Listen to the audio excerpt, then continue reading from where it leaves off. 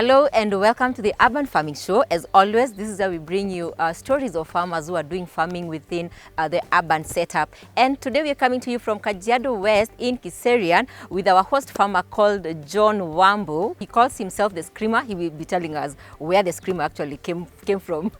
John? Oh, welcome. Thank you so much for having us today. Oh, yes. Yeah, so before maybe we get started with our interview, you call yourself the Screamer because that is how we've been introduced to you. Where did the word Screamer come from? Oh, it has a long history. I was given by one of my primary school teachers way back in the 70s. And later I did away with the name. But when I started growing things, I decided to revive the name. Good to be here today. Do you watch KTN Farmers TV? I do. What are some of the programs maybe you've watched and learned and implemented? Well, there was a time you were interviewing a strawberry farmer. I was very keen, I followed it up, and I learned a few tricks about strawberry farming from him.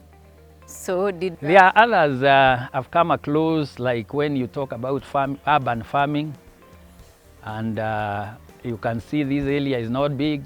It's an urban area, so I really try to implement some of the things that I are. We are happy to know that you're making an impact, and we can also see that you've done quite a lot on your quarter-acre farm. You will be telling us more about how you started, where is your market, are your crops market-oriented, and what motivates you on a daily basis.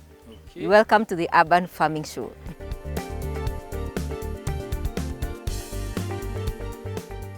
So John, what is your background? Did you grow up knowing that you would want to be a farmer? How did you get started into farming? Well, not really, because my professional background is nursing. And before Covid-19 came around, I had my own clinic deep in the hinterland of Masai land, a place called Ilngaloj. Then after the curfew came, roadblocks were set and I couldn't access my clinic. So that is when I became interested in farming. And I prepared this small land and planted strawberries. Did you have any prior interest into farming? Probably you had seen somebody farming and... Not really, not really. The only relationship I have with farming is my brother is an agricultural person and he likes farming. So, and I have seen him farming. So it came naturally when I decided to do something else. I thought of emulating him. Yeah. Okay, so now you have you can't access your clinic and now you come back home and you think about farming. Yes. What are some of the elements that guided your knowing the crops that you would plant? Well, it's about some of these programs which come on air, especially in KTN. They are very educative. And like one time I saw a farmer talking about strawberries and I was really impressed and decided, wow, I'll try this. And unfortunately, I didn't have skills. I didn't have the good training. So I approached a CBO called SheShep. That was when the COVID came around. They were not training, but I had to sweet talk them to train me alone. I was trained alone. That was in March last year. And over the time, I've learned a lot. Like some of the mistakes I've learned is that strawberry is better grown not in my containers here, the cement bags, but in vertical gardens. It is doing well when grown in vertical gardens. Yes, those are some of the things I've learned over time. Let's talk about the soil that is present here in this region. What type of soil do we have, and is it supportive in the types of crops that you're farming? Well, here we have black cotton soil. Initially, because of lack of knowledge, I had even went as far as purchasing a load of lead soil. But when my brother came, that guy I'm telling you is an agriculture guy, he told me, instead of buying lead soil, why don't you buy a load of manure? And I learned something. Now I know that it is not the soil that is important. It is the way you prepare the soil that is important. And also, black cotton soil has a lot of advantages. For one thing, it retains more water. It is also more humid than the lead soil.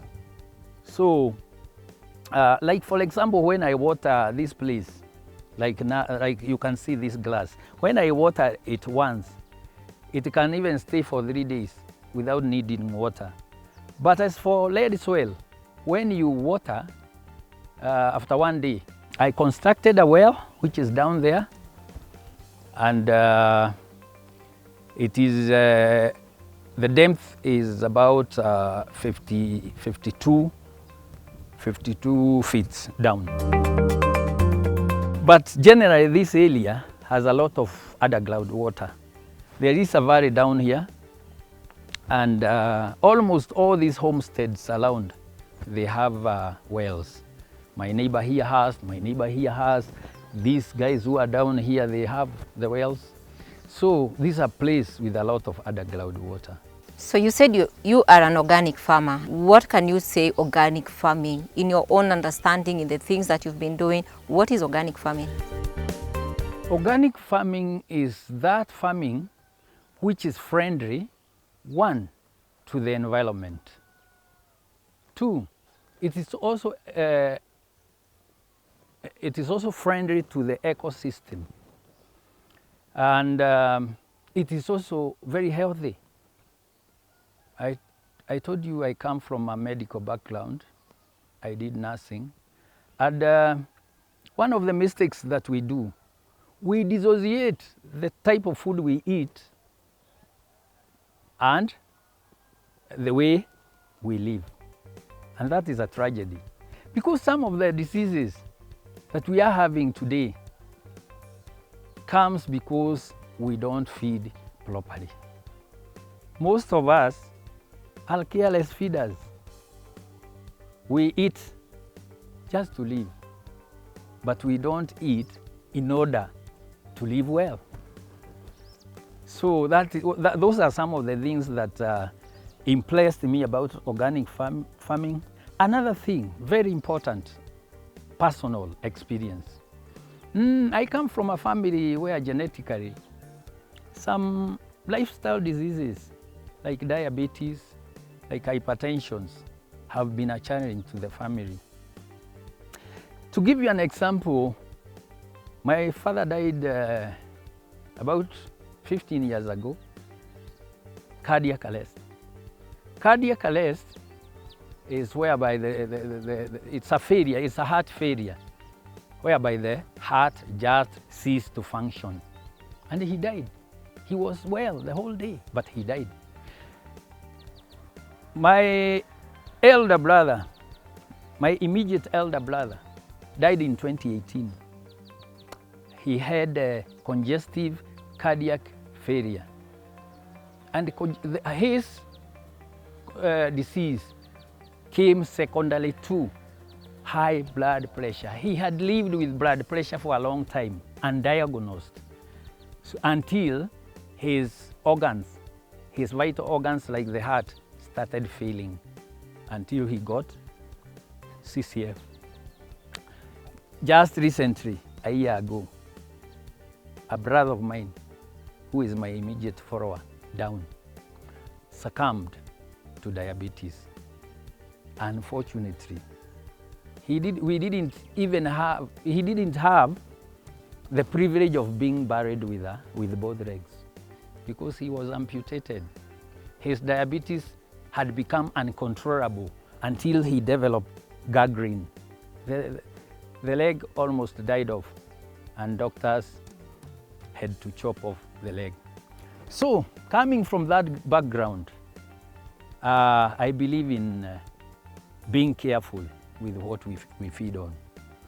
And also, statistics can bear me out that nowadays diseases like cancer, diseases like high blood pressure, diseases like obesity, though many people do not consider it as a disease, it predisposes to so many diseases. So we are called upon to feed properly, to feed appropriately, to give prominence to appropriate nutrition.